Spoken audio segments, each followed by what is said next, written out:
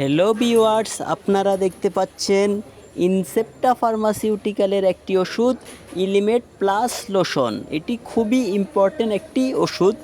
এটি ব্যবহার করা হয়, এইটি একটি অ্যান্টিপ্লুরিটিস এবং স্কাইবিসাইড ওষুধ। এইটি স্কাবিসের চিকিৎসার জন্য ব্যবহৃত হয়।